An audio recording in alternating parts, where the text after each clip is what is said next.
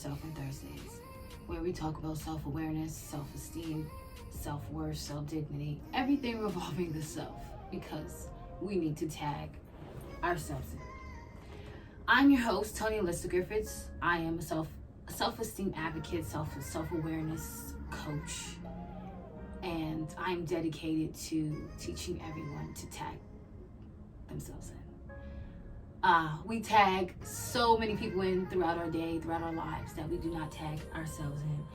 And it's definitely important that we start to do that. So guys, come relax, grab some wine, grab whatever you need to do to relax. If you smoke, you drink, whatever. And come back and tag yourself in and enjoy this episode. And so our first day back with our revamp, we're actually going to be talking about, of course, none other than self-awareness. And what self-awareness is, and why am I so eminent about it, and why it's so important to our lives, especially in this day and age and what's going on in the world now. Self-awareness is so important. So let's jump right in. So like I said, grab whatever you need to grab. So let's talk about self-awareness. So self-awareness, in simple terms, is self-awareness allows us to see things from the perspectives of others. Practice allows us to practice self-control, work creatively and productively, and experience pride within ourselves and our work, as well as our general self-esteem. Self-awareness, a person with good self-awareness, we'll get to that. You guys will see. So self-awareness is also the ability to introspect and to be aware of your own thoughts, your feelings, your impulses, your physical sensations, and your behaviors. So at a basic level, self-awareness is the ability to pay attention to who you are as a person, what makes you tick, how you react to certain things. And even on a more complex level, self-awareness involves developing an understanding of your beliefs. So sticking to what your beliefs, understanding your inner wounds, what may have hurt you in the past, your mental emotional defenses, and any repressed unconscious material. So things that you may have repressed that you didn't even know. It's when you have a level of self-awareness, you're able to understand why you may feel a certain way, and so on and so forth. This is also known as self-understanding. So there are 5 elements actually for self-awareness, and we're going to go through them together to kind of break it down and give you a more introspect and understanding of what self-awareness is and why it's so important. Of course, this is why we're here. So let's name the 5. First, we have self-concept, we have thoughts, we have feelings, we have body, we have emotions, and those are all 5. Self-concept, thoughts, feelings, body, and emotion. So you have self-concept, right? So your self-concept is the perception of you, right? Your perception comes from your personal experience, what you expect from yourself in the future, what you believe your abilities are. And if your self-concept is healthy, you're more likely to take on challenges and achieve the goals that you set out for yourself and live a more positive overall lifestyle. But of course, if you don't have a good level or understand what self-concept is, you will struggle with setting goals for yourself and so on and so forth. So to explore your self-concept, even if you don't believe it's healthy, make an effort to change how you perceive yourself. So if you perceive yourself based on what other people have said about you, try and change that. Try and perceive yourself and see how talented you really are. So then we have the second one, which is thoughts, right? This is a no-brainer for me. It makes sense, right? So our thoughts are tied to our emotions. So when we try to become more aware of our emotions, we must first understand that our thoughts and our thought process throughout the day, take note of what you say about yourself. This may help you with your self-concept as well, which is basically your self-esteem and how you view yourself. How do you talk about yourself? What do you say about yourself in certain situations? Or what do you say in certain situations? This is actually observing what makes you tick, how you react to certain things that certain people say in a certain setting or in conversations. If you notice your thoughts are more negative, practice mindfulness. So mindfulness is meaning just kind of altering your thoughts, literally. So if you're consistently saying I can't do something, instead of saying I can't, say that I can, or that I'm not as skilled just yet to do it, but I will be eventually. Those are small things that you can do to practice mindfulness. The next one we have is feelings. So our overall feelings, right? So how do you feel when you say things about yourself, right? What about it? Like, how do you feel when people say things about you? No matter what you're feeling, you must identify which are associated with your thoughts and experiences. Meaning, your feelings, you have to dictate and kind of understand these feelings and why you're feeling this way. So basically, once you start to identify those feelings, keep track of them and see if there are any patterns, okay? Notice yourself starting down a negative pattern, take steps to avoid continuing going down.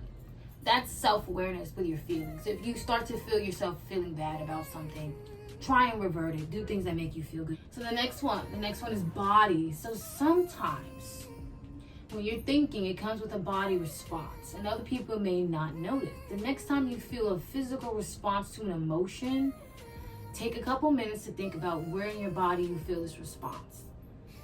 Do the feelings present in your facial expressions, in your heart rate? Maybe they present in your voice or somewhere else in the body, like your lower back, your upper back. Is there any kind of physical response you want? Your body actually responds. So when you're self-aware, your body will respond and let you know when something is going to go wrong. And I promise you, it's happened to me so much. It's happened to a lot of my friends. They're like, oh, I start to feel sick. I don't feel well. Meaning that you need to go. Literally, your body can literally respond when you're in a situation. Just pay attention to how your body reacts in certain situations, in certain conversations that you're having with people. Pay attention to these signs and how your body reacts. Like I said, do you feel it in your throat when you're saying something? Maybe it's something that you needed to get out, but you're coughing, Sometimes it's like that. That's the throat chakra literally activating. Sometimes you may feel it in your heart. It's, maybe it's your heart chakra, or maybe it's something telling you that this is going to go wrong. Sometimes you feel it in your stomach. Listen to your body. Listen to it. It tells you everything that you need to know. Our temples that we were created from are incredible. We just don't pay attention to them. Finally, we have our emotions. So our emotions are the most powerful factor in how we interact with others. There's no other.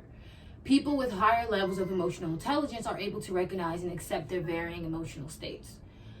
Knowing what emotional state you're in the long, it can help you out. So, if you understanding what emotional intelligence is in general is so important, because understanding and not allowing yourself to be so worked up over your emotions and every little thing that happens in your life will save you so much, and you will not be so stressed. Like, there are so many people that get worked up over every single emotion, every single little thing that goes wrong in their life, which is why they're so stressed and they have so many problems. Stress literally causes diseases. Stress causes mental problems. Stress causes physical problems within your body. So it's all connected. It's all connected. If you fail to recognize these responses, you'll find it difficult to process your emotions and move past them. By effectively managing all of these 5 elements that I talked about today, you will be able to control emotional outbursts and work towards a more effective communication and overall happy and healthier demeanor. So those are the 5 elements of self-awareness. But let's go a little bit deeper. Let's talk about what are some steps that you can take towards self-awareness, which is basically some of the stuff that we recently talked about. So these are some of the first stepping stones you can take towards expanding your consciousness, because expanding your consciousness literally is the first step in self-awareness, and it's literally the first step in upgrading your consciousness or becoming more awakened. Literally, it's deeper understanding. So 1 would be a deeper understanding of yourself. So going into your charts, looking at who you are, or understanding why you are certain ways. The second one, so we have deep self-understanding, right? Deeper self-understanding, looking into yourself, studying yourself, understanding who you are. And then we have the second one, which is more self-compassion. So having more self-compassion about who you are, being nicer to yourself, praising yourself, even for the littlest things, taking your time. Time is a man-made construct, guys. Take your fucking time. We are always in a rush. We're always trying to rush things and do everything under the sun. And we need to just take our time and zero in on the things that are important, which is love for one another, love for ourselves. Yeah. Anyway, the third one would be an increased love for others. So yes, self-awareness will increase your love for others. And when you're on the path to that, you will see that you won't be bitter and like angry. You'll have more of a compassionate understanding of what self-love is. And you'll want to spread it to others and everybody else around you. And then the final one, which is a realization of one's true nature. So realizing who you really are, what you were put on this earth to do, what your purpose is. Everybody talks about your purpose, but it's so hard to find, like, sometimes what exactly your purpose is. So when you really do find that, and you become one and understand that everything in this world is connected, all the people, all the spiritualities, teachings spiritual teachings that we learn, all the books that's being written, all the religions are kind of saying the same thing. The realization of one's true nature, understanding who you are, what you were set out here to do. A lack of self-awareness literally results in an inauthentic and chaotic lifestyle that is driven by untamed, impulsive, unconscious habits and unquestioned beliefs. To put it simple, right? Self-awareness is so important because without it, it becomes self-destructive. So without you being aware of how you are, how you treat people, and the actions, and how you want to change the world, what you want to be, knowing who you truly are, which is to know yourself, right? You become self-destructive. Without knowing yourself, you follow someone else. You seek validation within other people. You become greedy and angry. And then look at the world. There's tons of people. You become a narcissist. There's tons of people that are literally like this in this world, that lack these things, that lack self-awareness in general. They have none at all. And I know you guys know there's so many people in this world that lack self-awareness. Why is it so hard to have self-awareness? Why do you think it's so hard? I'll tell you why. Your ego, the identity and sense of self is what we carry, right? It'll kill us if we allow it. In order to maintain the image of itself, it must maintain and defend anything that challenges it. So when you start to becoming more self-aware, you're going to be in a war with your ego, literally. You're going to be in a war with your ego, not understanding why your ego wants to do this and wants you to do that. But you need to come in alignment with your ego, meaning balance out your ego as much as you can. It's all about keeping up an image because it's what we've been conditioned to kind of do. Literally through our own ego, thinking that we're better than other people, comparing our lives to other things. And that's where self-awareness and the ego, you have to really learn what the ego is. Study what the ego is, because it can really mess up your entire life if you allow it. You need to learn how to balance it out. I don't believe in the ego death anymore. I did, but I do know that the ego is definitely an important part to have in your life, because you need to have some type of pride and ego to be successful. The ego is diametrically opposed to self-awareness because being self-aware challenges and provokes and sometimes even shatters the mask of the ego. So when you have an ego and you have maybe a fake persona or an inauthentic version that you're maybe presenting to the world or on social media, when you become self-aware, it literally can shatter that. And then the second reason is biological programming. This one really took me in and it makes so much sense. So believe it or not, a lot of us operate on autopilot about 50% of the time. Can you imagine how difficult it would be though if we didn't, like, to remember to breathe, to stretch, to walk, to drive? Like, it's just programmed in our brain to know to go get water, to know to go and do this, to know to go and walk, to know to blink our fucking eyes, you know? Like, but the thing is, most of what we do is autopilot for a good reason, of course.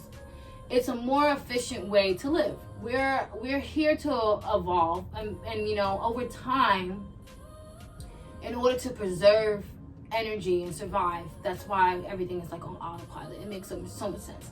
But unfortunately, because we rely on this autopilot kind of system, that means that a large percentage of our lives can be lived in like robot mode, meaning this and then this and routine, and there's nothing wrong with the routine, but are you including some time for yourself within that routine? Meaning, are you understanding why you're doing certain things that you're doing?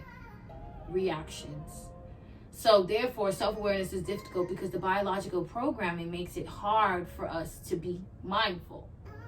So to practice mindfulness, because we have a plane, and that's literally the matrix. The matrix is literally us thinking, go to school, go to work. It doesn't give us time to actually tap into who we really are and understand our abilities. For some, we have that, but most of our time is being consumed by work and our kids and everything else and friends and family. We're never tagging ourselves in. Do you feel me? We're never tagging ourselves in. So when we actually take the time to tag ourselves in, we're more aware of the things that's around us. Unplug from the matrix, literally. People are not ready to be unplugged.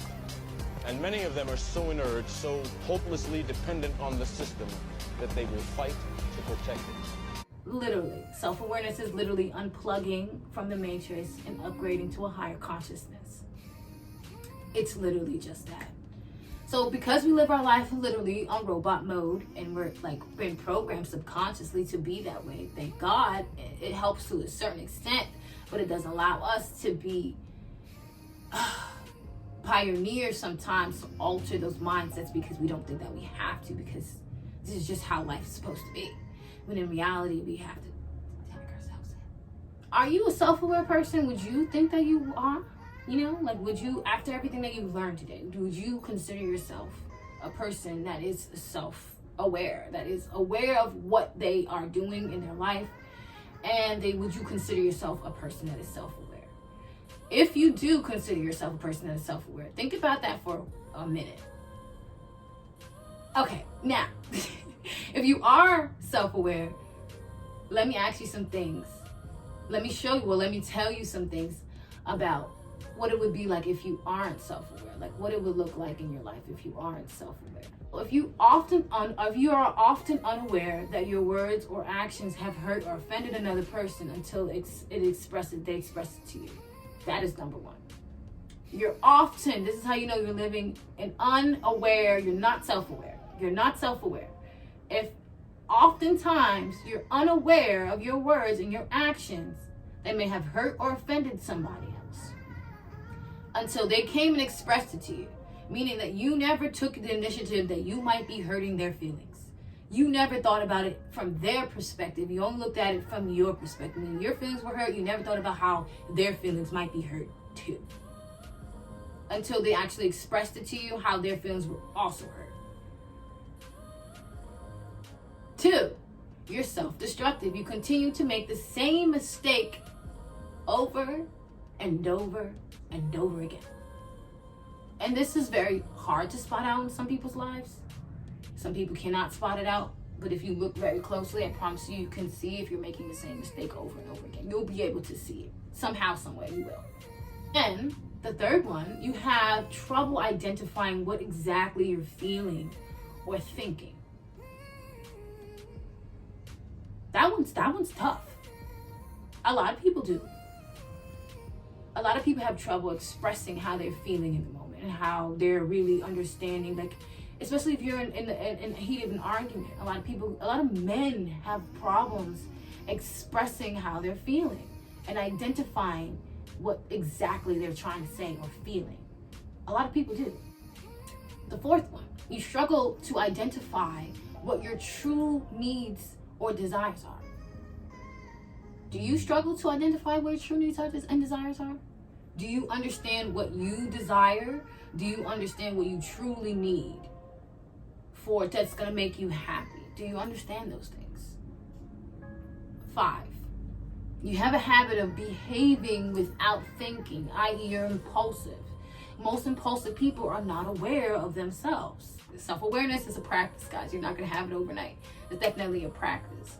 But a lot of impulsive people, if you feel like you're impulsive and you kind of do things on the whim and you don't really think and sit down and really think about what's really happening, what you're taking in, and what this person is saying, instead you kind of just like go off, curse them out, punch them in the face, you know, that's impulsive.